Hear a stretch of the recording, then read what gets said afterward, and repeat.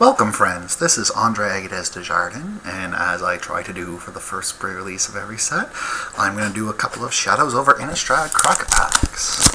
I'm going to save two of my few prize winning packs. If you hear a dice roll on the floor, that is my team being awesome. Alright, so first card we have Stormrider Spirit. It's a 3/3 flying flash. Pretty C-level card, pretty standard power level card. Actually has really interesting interactions with two-headed giant and werewolves that it allowed me to cast all my relevant spells on the opponent's turn, so we could flip our werewolves when required. I think in your standard one-on-one it's just a pretty C playable card. Happy to see it. Nothing too spectacular though. Alright, Stern Constable. He's a human soldier. 1/1 for 1, and you can tap him and discard a card to tap target creature. Normally cards like these are great because you can pay some amount of mana and get rid of their ever-changing biggest threat. This one though, I don't think so, because you're eventually going to run out of cards and they're not going to run out of biggest threats. I know it is a Madness Enabler, but that seems something White really doesn't care about, so I'm not looking to play this card, let alone first pick this card. Alright, Plea for Answers. It's a 2-mana sorcery, tap target creature, it doesn't untap during its controller's next untap state, and you investigate. This seems to me just a very subpar card. The fact it's a sorcery makes it really blah. You know, Frost Breath is 1 mana more, but you get to draw the card now. But the big thing about it is it's an instant. So, you can basically skip 2 untap steps. This one you're only ever going to get to skip 1 untap step, and paying 2 mana to draw. It's nice, you get the 2 mana to draw a card, which doesn't equal 4 mana. This isn't the same as a 4 mana sorcery, tap target creature, draw a card. But it's still a far cry from something like Crippling Chill, which I didn't always look to play Crippling Chill, and I think this is just a strictly worse version of Crippling Chill. Sorry, I shouldn't say strictly worse, strictly different version of Crippling Chill, but I think it is worse overall. So, not looking to play this guy either. Strength of Arms, target creature gets +2/+2 until end of turn. If you can control equipment, get a 1/1 white human soldier token. To be honest, there's not a lot of equipment in this set, so if you need a 1 white mana target creature gets +2/+2 until end of turn, you'll play it. Maybe you do. If you need a combat trick, this is fine, as it costs 1 mana. So I like that because it's hard for your opponent to know, but overall I'm not looking to first pick this. If I need a combat trick, anything that's 1 mana is pretty interchangeable, so yeah. Blood Mad Vampire. It's a 4/1 for 3. When it deals combat damage to a player, put a +1/+1 counter on it. And it has a Madness. I think this is just a C. Sometimes in red you'll play a 4/1 for 3, but you're never too stoked about it. I don't think the other abilities make it that great. I've noticed they've been very conservative with the Madness costs. I don't think there's any broken Madness here whatsoever. In terms, there's no great discounts. And, you know, your opponent can probably, even if the 4/1 gets through, they can probably block and trade for the 5/2 quite easy. So, C, I'd pick it up, I'd put it in my deck, but I'm not happy to first pick this. Alright, Maritime Guard. Seagraft Scab. It's a 1/3 zombie for a blue and a colorless, and it has flavor text. Cards like these are usually very format dependent. To what I've seen from this format so far, things tend to be a lot bigger than 2/2s, so I'm not too excited to play this card, but I could be wrong about that as an entirety, but probably C-. I wouldn't be happy to play this guy. Grotesque Mutation. It's not Grotesque Mutation, you're getting Android 18's power, not 18, 19, one of them. A target creature gets +3/+1 and gains lifelink until end of turn. As far as a combat trick goes, I'd say this is slightly subpar. It's kind of nice you can gain the life, but black actually has a lot of life gain.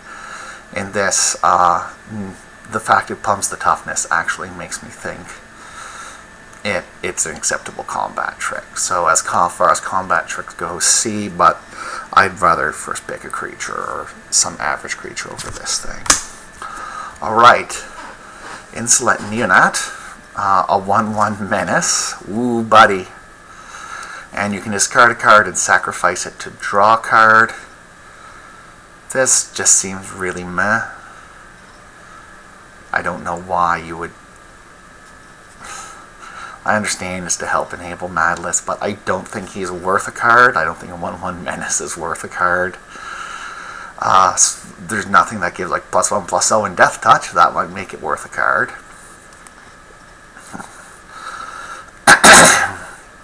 But no, I think this is like a D. I do not want to put this in my deck. I have to be really hard pressed for a Madness Enabler to put this in my deck.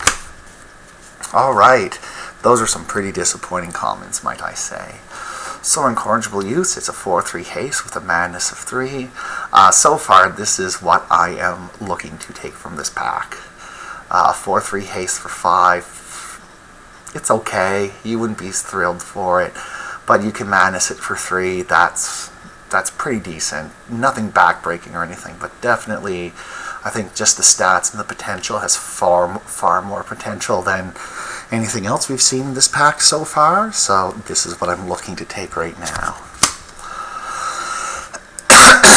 Open the Armory. It's a sorcery. Search your library for an aura or equipment card, reveal it and put it in your hand, then shuffle your library. I would really need a rare that wants an equipment or have a super powerful aura to want to play this card. And even then, I'm sure this is going to table. I don't think anybody should want to pick this card whatsoever, because you're just basically paying extra mana to go find it. I'm not saying it's totally unplayable. In the right deck, it might be a C, but for an average pick, it's like F. You just don't want to play this averagely. And even when you do play it, it's only mediocre.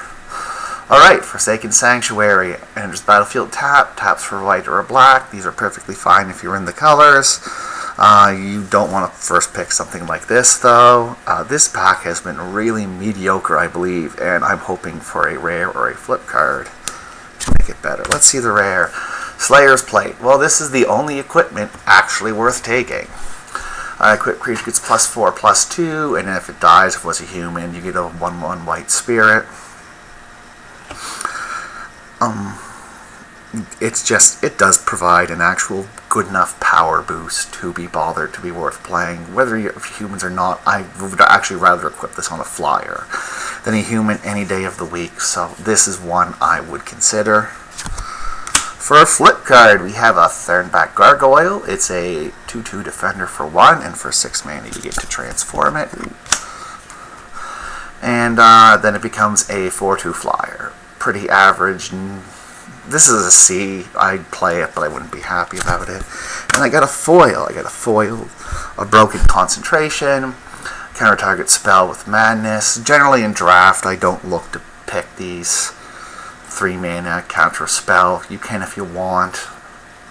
I'm not that excited to get it, and the fact if you can get some sort of, like, if you can catalog and do the madness cost, you'll be happy, but you don't want to waste a real card like the Menace guy to get the madness cost on this. So that's a C also. And I get a token and a lifelink Vampire Knight. So it's between these two cards. I would probably take the Slayer's Plate, even though I'm not that big of a fan of equipment. The fact you can stick it on literally anything and abyss them, I think that's good enough. I don't think this set gets to be particularly fast. If you took the Incorrigible Youths, I wouldn't blame you. I don't know how good the Vampire Madness decks are, But there you go. Those are my 2 picks. I'm going to take Slayer's Plate. This pack has been pretty meh overall, but there we go. Just the fact you can just start trading anything for, like, even on a 1/1, it's a 5/3. That they can only take that so long. I still think it's best on spirits and other flyers and not on humans, but nice design wise, if you stick it on a human, it's going to make a spirit for that to then equip. Alright, this has been Andre Agudes Desjardins, friends. Have a good day.